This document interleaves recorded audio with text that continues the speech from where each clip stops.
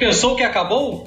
Não. Você que acompanhou o papo com o Tim Vicker e o Felipe Mostaro sobre os técnicos no futebol brasileiro. Felipe continua aqui depois desse papo no tempo normal para nossa prorrogação. Se você não acompanhou o episódio 33 lá do Passes em Passes sobre esse tema, o papo entre o Tim e o Felipe, tá super bacana, realmente uma aula para entender toda a história dos treinadores no futebol brasileiro. Vai lá no seu agregador de podcast, ouve, tá super bacana o episódio. Para quem está chegando agora, a gente também vai recapitular um pouquinho da pesquisa do doutor e do pós-doutorando em comunicação pelo PPG da UERJ, o Felipe Mostaro. Felipe, um prazer você continuar aqui com a gente para detalhar um pouco mais essa sua pesquisa, que é muito importante, que confesso que eu não conheço outros pesquisadores com um estudo tão abrangente, tão detalhado sobre essa questão. Pô, valeu, amigo, valeu. Depois desse primeiro tempo aí, né, os 90 minutos com o Tim, foi muito bom. Um cara que a gente gosta muito, né, todo mundo aqui do Leme. Ele é um profissional fantástico. E esse debate é muito, muito importante nos dias de hoje. É o que a gente vai trabalhar aqui nessa prorrogação, porque o técnico acaba sendo um modelo ideal de liderança. E aí dá pra gente perceber qual tipo de liderança está sendo cobrada no mundo atual, no mundo entranhado por esse neoliberalismo. É claro que tem disputas, óbvio que isso não é uma coisa imposta de cima para baixo, mas como eu analiso as narrativas da imprensa, que são a boca do capital, elas falam aquilo que o neoliberalismo quer que seja dito, e isso está muito evidente, né, nas pautas econômicas que a gente vê no nosso país hoje, acaba acontecendo isso também quando a gente vai falar do técnico. E a pesquisa foi muito longa, né, Matheus? Mandando até um abraço para o nosso querido coordenador Ronaldo Elau, porque a minha loucura era fazer de 1930 até 2018. Isso ia dar quase 7.000 reportagens analisadas. Seria uma tese aí com 600 páginas, brincando. E aí eu parei em 1970, deu 2.451 reportagens, e fiz de 74 até 2018, estou fazendo agora no doutorado, que foi assim, suscitando vários e vários temas muito importantes. É bom para a gente ver como que o futebol interfere na sociedade e ao mesmo tempo é influenciado pela sociedade que a gente vive, principalmente no formato hoje dos clubes se tornarem empresa, né? Tudo, a nossa vida, né? Se tornar empresa. O Matheus é um empreendedor que vai disputar com a Letícia, que é para ver quem é o melhor e quem se esforçar mais, quem não dormir, trabalha enquanto os outros dormem, e essas maluquices todas que a gente vê aí, isso acaba influenciando no nosso psicológico diário, né? A Letícia é muito mais capacitada para falar disso aqui do que eu, mas isso também, o ser treinador também interfere hoje no nosso psicológico. Não é à toa que nós temos vários cursos de coaching, né? O coach do futebol acaba influenciando no coaching, que vai ensinar para o Matheus, para a Letícia, para os nossos ouvintes que estão agora falando como ele deve se comportar na vida amorosa, na vida econômica. A mesma coisa que o trabalho do treinador seria para coordenar os jogadores dentro de campo, a gente vai ter isso também nessa outra esfera, sempre dentro dessa ótica neoliberal. Então, estou terminando agora essa pesquisa de pós-doc, e quanto mais a gente vai avançando, o Tite, por exemplo, se quiser a gente pode até começar comentando um pouquinho dele, já é esse neoliberalismo puro. Eu não estou querendo dizer que o Tite está envolvido e que o Tite adora isso, que o Tite gosta disso, mas é a narrativa que é construída em cima dele. Isso que a gente analisa, né? Então, quando eu falo do Filipão, quando eu falo do Tite, quando eu falo do Parreira, não estou querendo dizer vamos usar a linguagem do empreendedor, do CPF dele. E sim, assim, eu estou falando desta personagem que é construída pela narrativa da imprensa sobre o que esse técnico é capaz de fazer, que frequentemente, né, na maioria das vezes, não resume a pessoa, isso é óbvio, né? Que sai no jornal sobre alguém não quer dizer que aquilo é a pessoa. Todo mundo tem várias complexidades e vários pontos que nem a gente mesmo consegue entender a gente, né? Quanto mais a imprensa te vendo de longe e construindo uma narrativa sobre você. Mas é mais ou menos isso que eu trabalhei. Foi muito grande, Matheus. Assim, os números são impressionantes, né? De como na Copa de 70, por exemplo, aumenta absurdamente o papel do treinador, do Zagallo. O Zagallo, só para se ter uma ideia, só o Jornal do Brasil, em 1970, teve mais menções ao Zagallo do que todos os outros treinadores tiveram em todos os jornais que eu pesquisei até 66. O que eu estou querendo dizer? Você pega os técnicos da seleção de 30 até 66, soma os 3 jornais, eles não tiveram o número de menções que o Zagallo teve em uma Copa do Mundo só. Isso não é por acaso. Não é por acaso que isso acontece. Porque 1970, apesar de ter sido a Copa do Mundo marcada pelo futebol arte brasileiro, é uma Copa que é marcada como começará a se vender o futebol como um produto, principalmente com a presença da televisão. Foi a primeira Copa do Mundo transmitida assim, via satélite para o mundo inteiro. Então, isso acaba deixando a figura do treinador mais em evidência no Brasil e dá pra gente discutir várias coisas interessantes ao longo da nossa prorrogação. E vai me cortando aí, tá, você, Letícia? Senão eu vou ficar falando, a prorrogação vai virar um jogo inteiro. Exatamente isso que eu ia falar, porque é prorrogação, então é tiro curto. A Letícia Quadros também tá aqui comigo, a gente vai trocar passes fazendo essas perguntas complementares ao Felipe. Felipe, eu começo pelo seguinte: você fala realmente sobre isso de forma muito rica, sobre como as representações dos técnicos brasileiros na imprensa, elas variam de acordo com as mudanças no campo esportivo.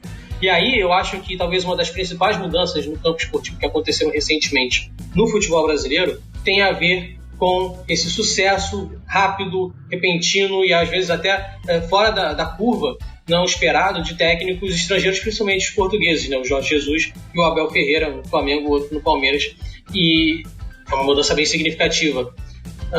E aí parece que a gente vê isso como uma situação de balança em que quando um está no alto, o outro está em baixa, e aí quando a gente está no momento de notoriedade dos técnicos estrangeiros, a gente meio que no automático acaba desprezando os técnicos brasileiros. Como você vê, Felipe, esse sistema de pesos e contrapesos em relação a técnico estrangeiro, técnico brasileiro na imprensa esportiva brasileira?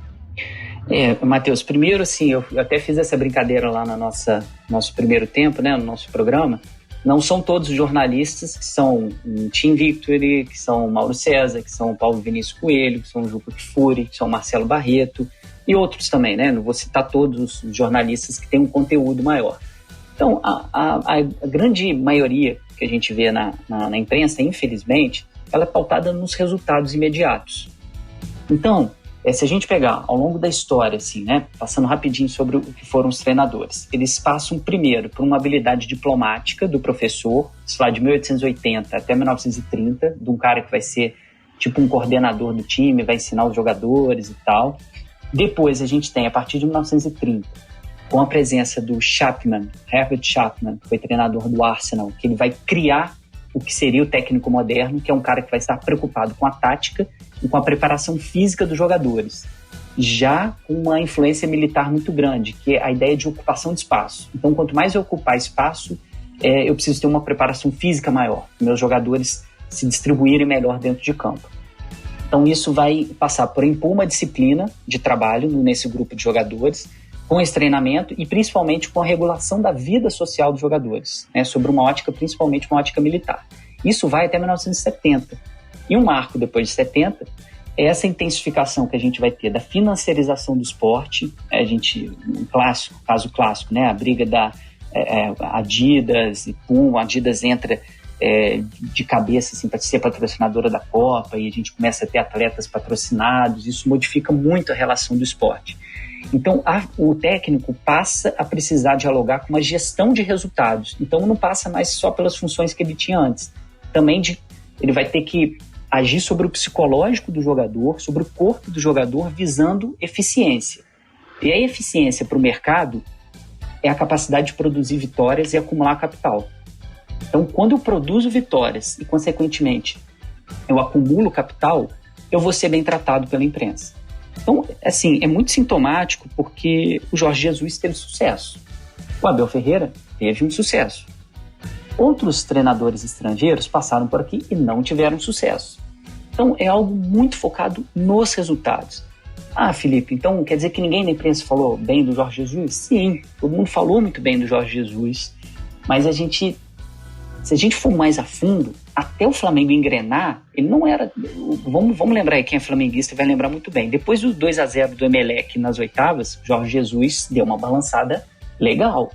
né? O professor Pardal colocou o Rafinha de lateral mais avançado, uma série de situações que a gente consegue analisar como que essa essência do treinador, que é produzir vitórias e acumular capital, acaba sendo o único ponto a ser analisado pela maioria da nossa imprensa. Isso é muito ruim. Então, se é estrangeiro, se é brasileiro, se não é... Quando o Renato Gaúcho estava ganhando e jogando bem com o Grêmio há um tempo atrás, ele era o modelo. Jorge Jesus veio aqui e ganhou, virou modelo. O Abel está ganhando, virou modelo. Perdeu, não é mais modelo. Isso é muito ruim, muito pobre no nosso futebol. Felipe, você traz a figura do treinador na sua tese de doutorado como um representante da elite. E você traz os resultados da sua pesquisa, né, sobre as narrativas jornalísticas em relação aos técnicos.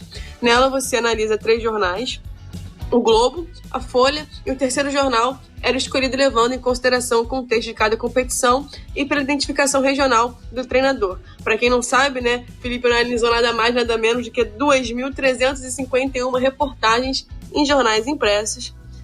E nela você mostrou, né, na sua pesquisa, você mostra que o treinador raramente tinha uma avaliação negativa.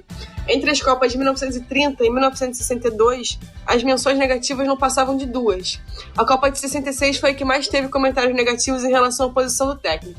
Foram 14. Mesmo assim, o número de menções positivas foi muito maior, chegando ao número de 86.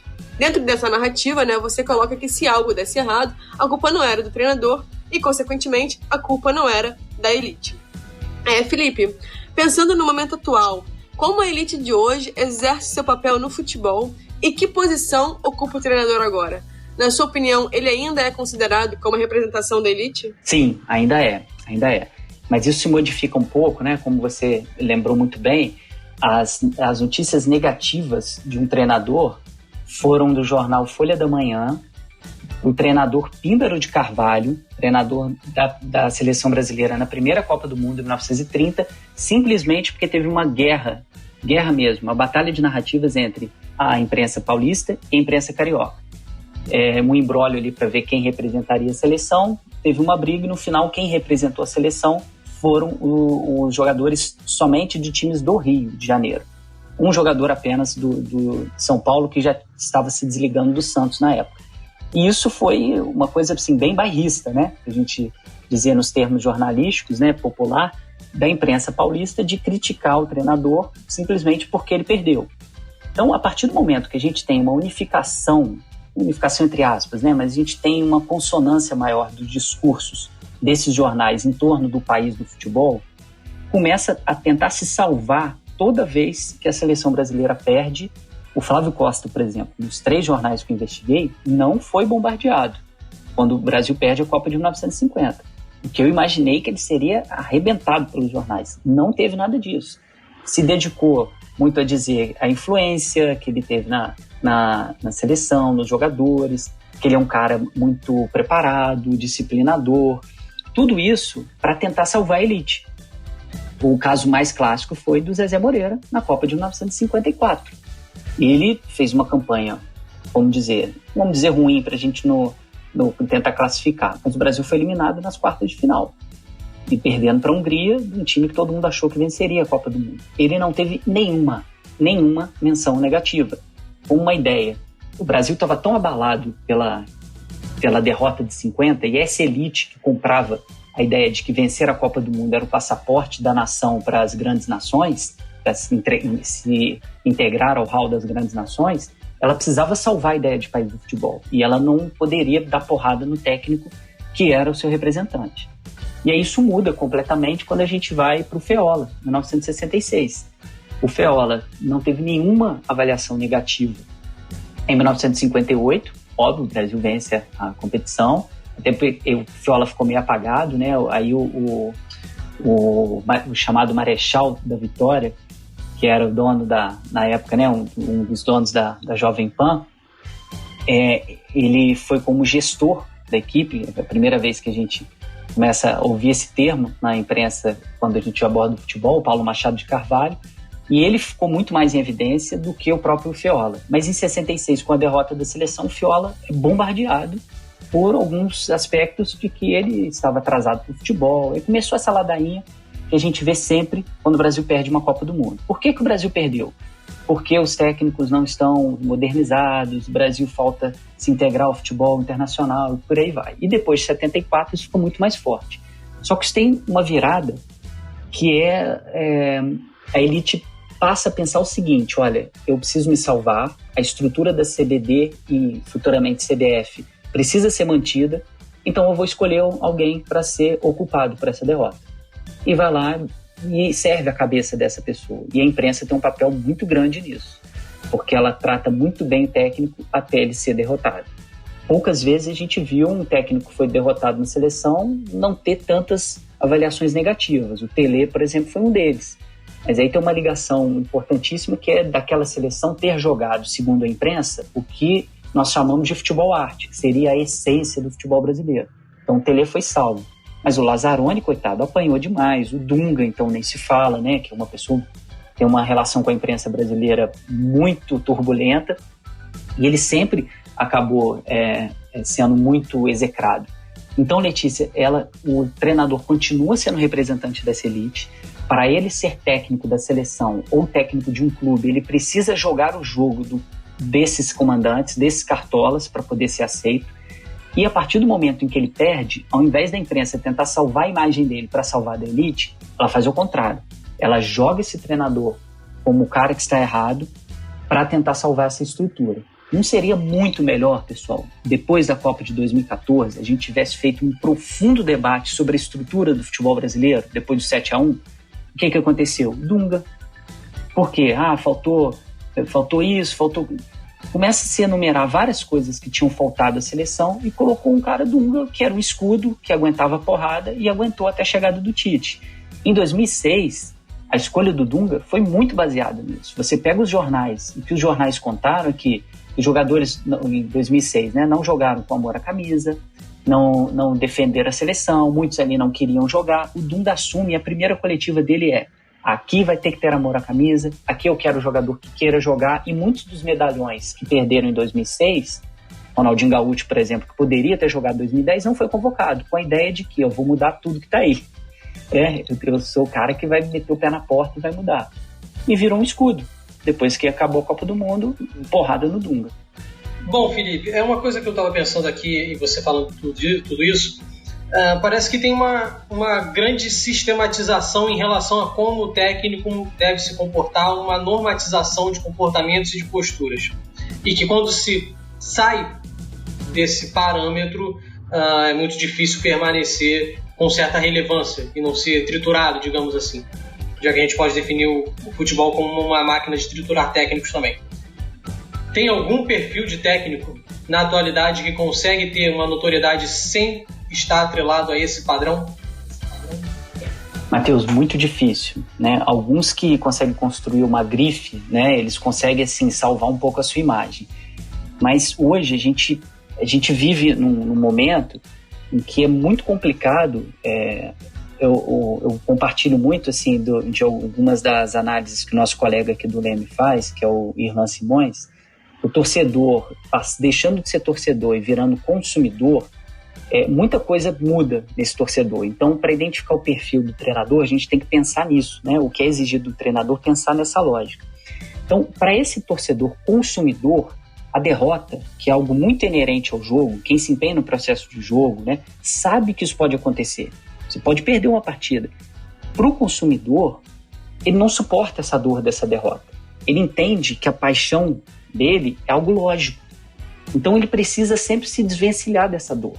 Então a dor da derrota, que faz parte do aspecto social, né, como o jogo, como a vitória, tudo isso está dentro da intensidade que o jogo traz, elas vão trazendo alguns aspectos que esse consumo não balanceia dor e prazer que o jogo tem. Ele não entende que é bom ter uma coisa e é bom ter outra. No consumo, vai se idolatrar uma positividade extrema, que não absorve as derrotas, e nem essa parte negativa.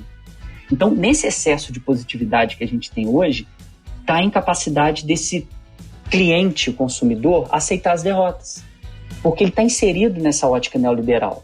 Então, assim, demitir um técnico que que causou a ele a dor que ele não entendeu, que faz parte do jogo. Quantas vezes eu já chorei quando era pequeno, quando o Flamengo perdeu. Isso faz parte do jogo. Vários programas aqui que a gente já falou, você ver o seu adversário comemorar uma vitória, forma o seu caráter, né? Várias pessoas comentando isso nos programas antigos nossos sobre torcida.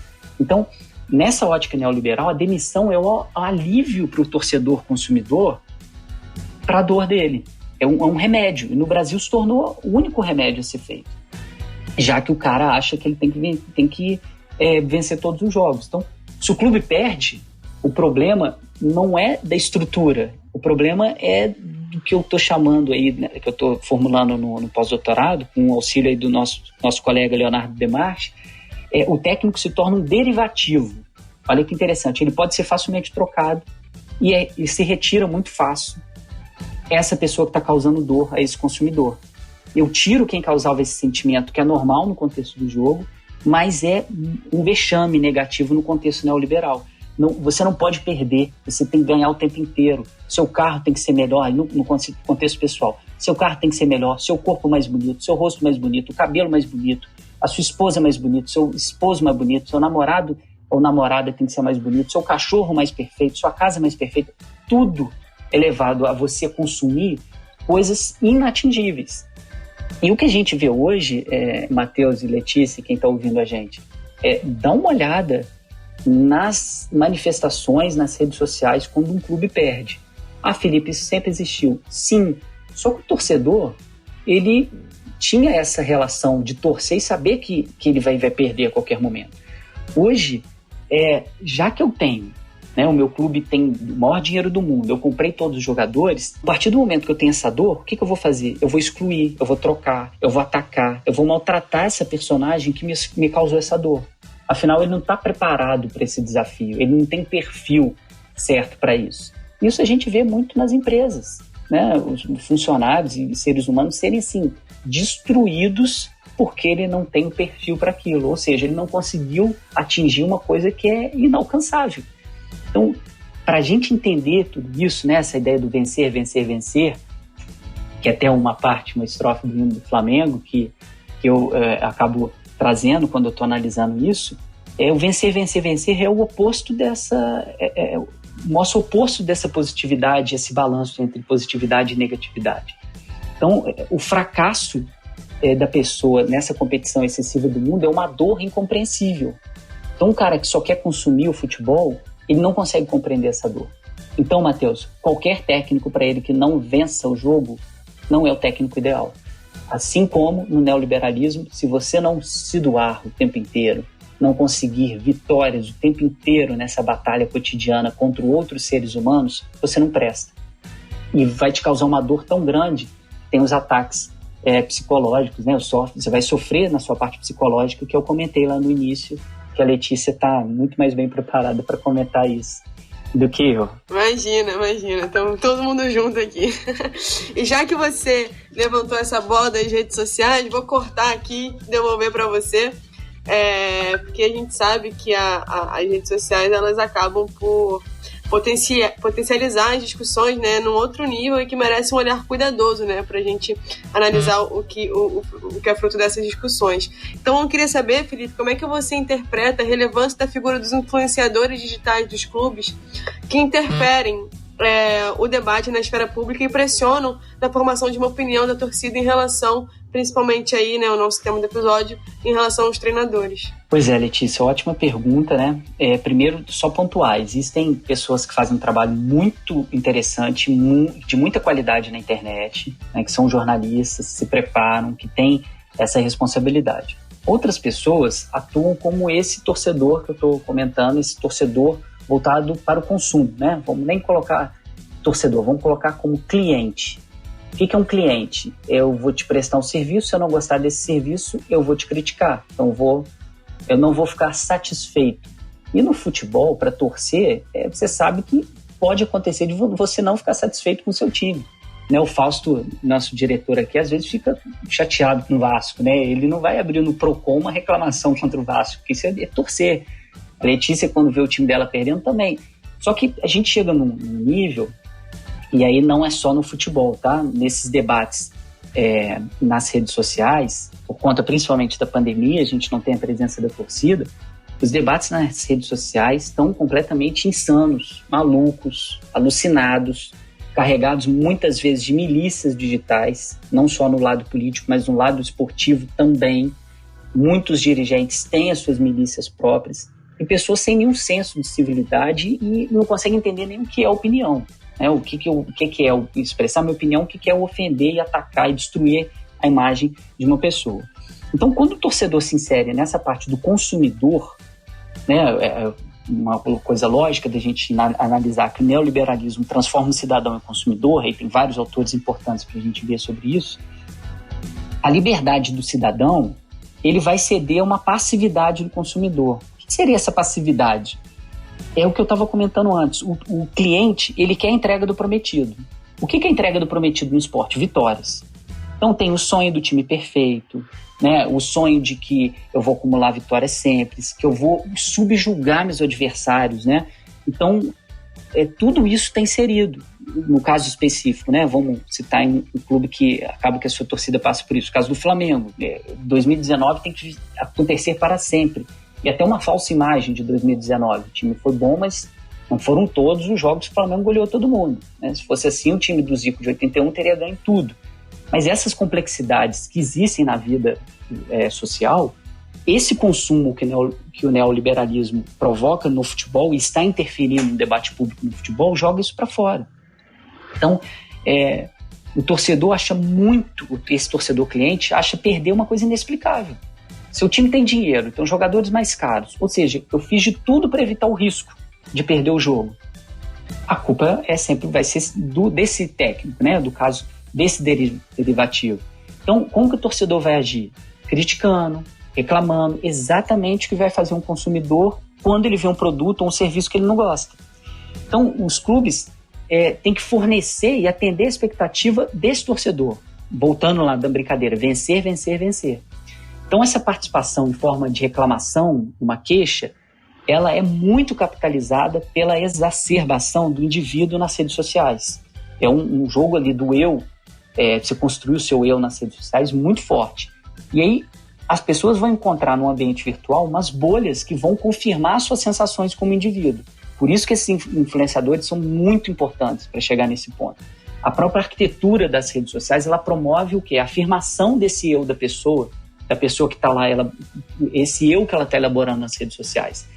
E ela vai, as redes sociais, a arquitetura delas, é construída para confirmar esse eu da pessoa, o que ela está construindo para ela nas redes sociais, e não para mostrar um confronto e ela, peraí, acho que eu estou exagerando. Não, é sempre confirmar. Então, através dessas bolhas, vai confirmando essa sensação do indivíduo, não contraria o usuário, e aí o termo usuário aqui é muito bom, porque afinal ele é um usuário, ele é um cliente, ele está sempre certo, o cliente tem sempre razão. Então, o tempo inteiro eu vou promover e indicar para ele narrativas que confirmam aquilo que ele quer. Eu não vou em nenhum momento tentar contrariar. Então as redes sociais vão oferecer essas sensações que eles procuram. Então vai criar sempre assim uma falsa bolha de opinião, né? As pessoas vão fazer de tudo para que os acontecimentos confirmem o que ele quer, e quando não confirma o que ele quer, ele vai distorcer a narrativa para mostrar que ele está certo. Porque ter uma quebra nesse eu da pessoa nas redes sociais é um vexame que ele não pode aceitar, né? Ele tem que vencer o tempo todo como pessoa, inclusive nas narrativas dele, naquilo que ele está criando. Então as redes sociais vão convidar a pessoa para agir o tempo inteiro, com comentários, com curtidas, e não vão contribuir nada para a reflexão, né? Principalmente da crítica na estrutura dos clubes. Vai ser sempre do jeito que ele quer. O consumo, nesse sentido, ele não vai reprimir a pessoa, ele vai maximizar tudo aquilo que ela está pensando, vai exceder.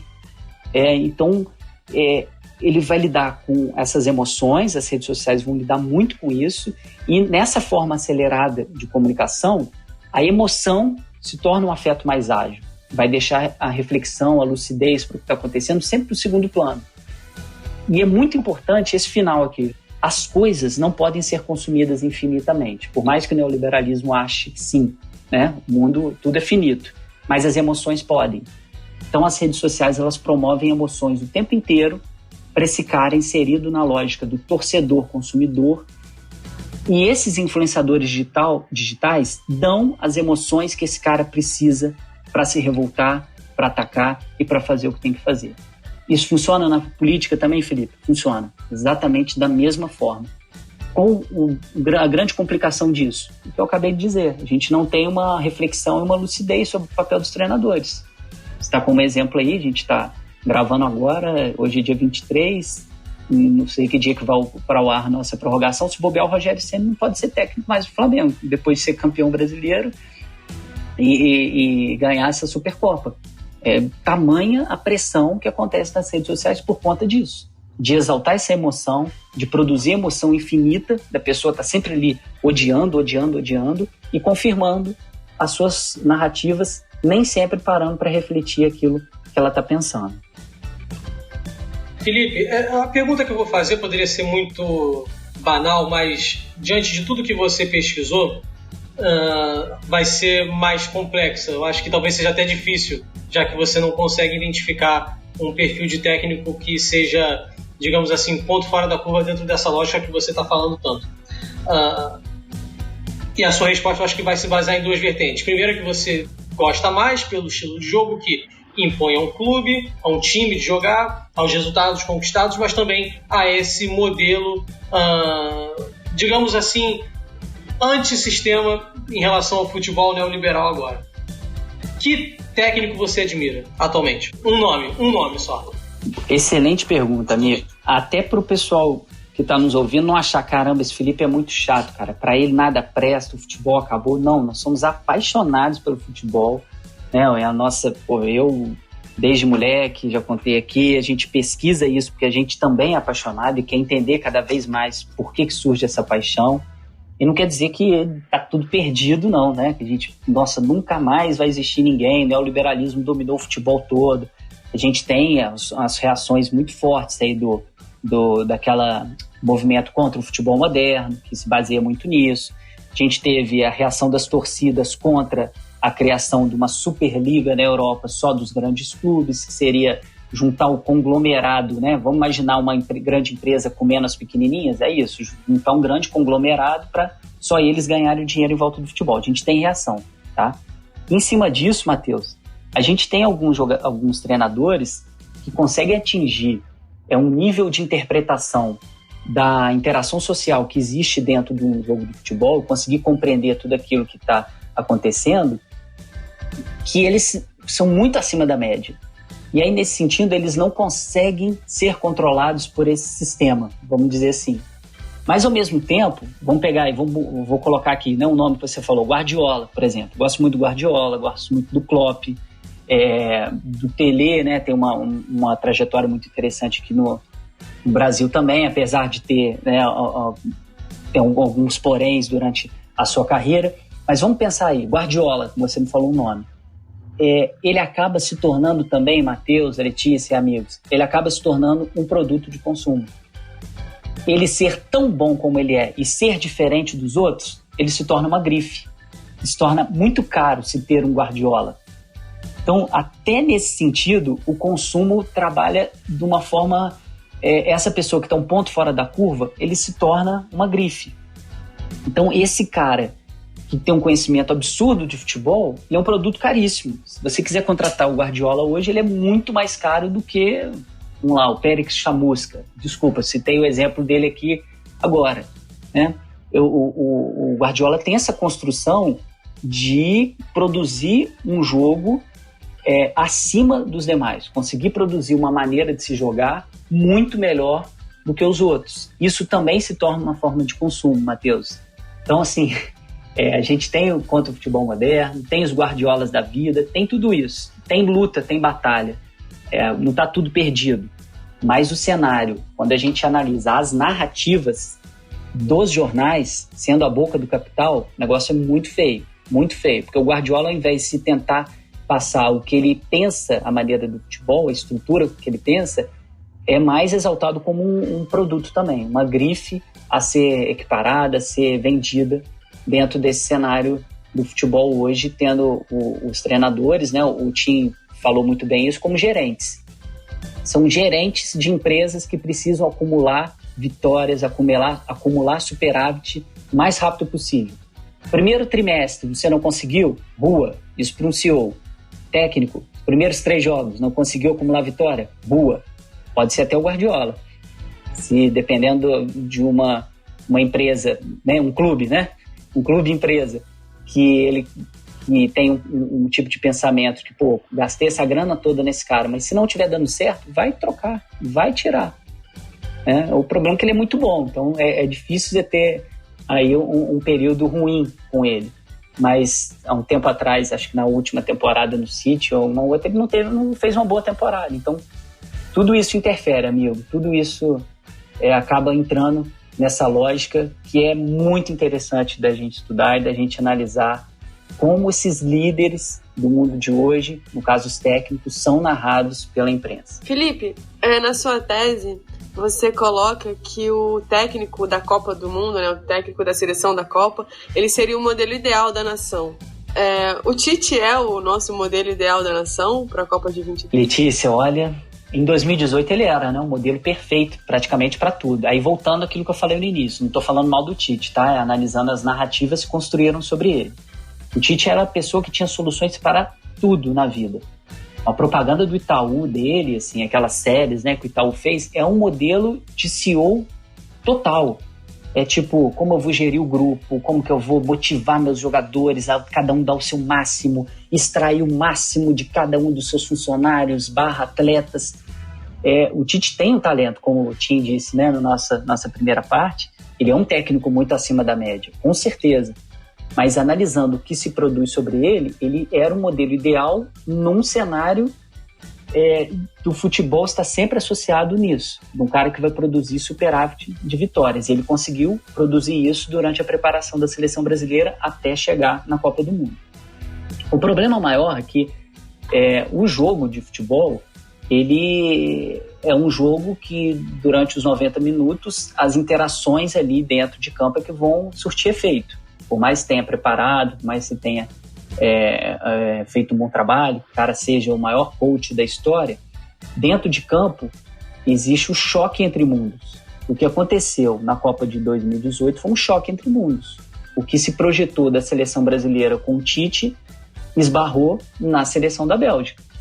Por mais que o Brasil, concordo também, fez um bom segundo tempo, pressionou, pôde vencer a partida, foi um choque de narrativas. A imprensa, a maneira que foi construída a narrativa do Tite, não esperava que o Brasil perderia o jogo daquela maneira que ele perdeu. Então, eu acho que toda aquela positividade construída por Tite, essa ideia que eu estava falando antes, do excesso de positividade, tudo vai dar certo, vamos lá, vamos, gente. Isso em 2022, ele está com menos crédito. Tá? Ele não é o mesmo Tite que chega na Copa do Mundo de 2022. Não é. Chega com outro cenário, chega com outro tipo de cobrança, e uma cobrança que vai vir das redes sociais, como eu acabei de citar agora. Esses influenciadores digitais do esporte podem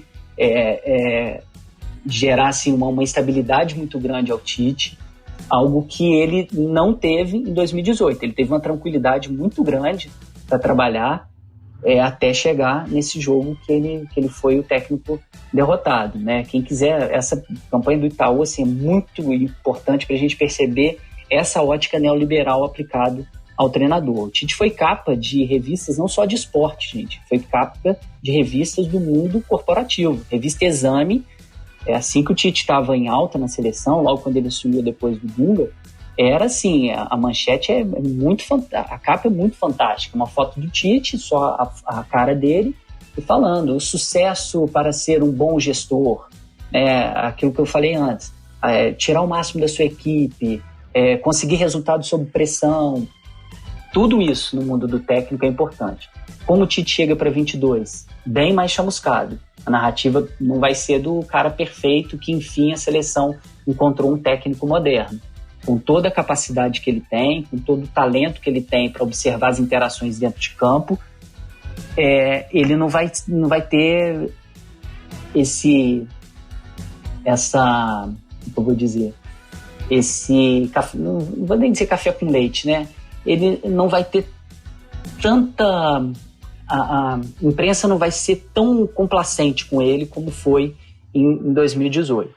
O negócio vai ficar mais feio para ele. E a não realização de jogos das eliminatórias durante esse tempo, vai ser fundamental também para ele ter uma dificuldade muito maior. Felipe, uma verdadeira aula que você deu pra gente agora, tanto no prorrogação quanto no episódio, no tempo regulamentar, né? Então, muitíssimo obrigada aí por ter compartilhado com a gente, né, assim, a sua tese, as suas opiniões, o seu conhecimento. Foi realmente, assim, incrível. Muito obrigada, Matheus, também, por continuar aí fazendo essa tabelinha. Obrigada, Fausto, nosso diretor. Aqui a gente está fechando aqui o Prorrogação, né, uma continuação do nosso episódio Técnicos no Brasil, episódio 33 do Passes em Passes. O nosso programa é quinzenal e a gente espera vocês no nosso 34º episódio. Vem muita coisa boa por aí. Passes em Passes, o esporte como você nunca ouviu.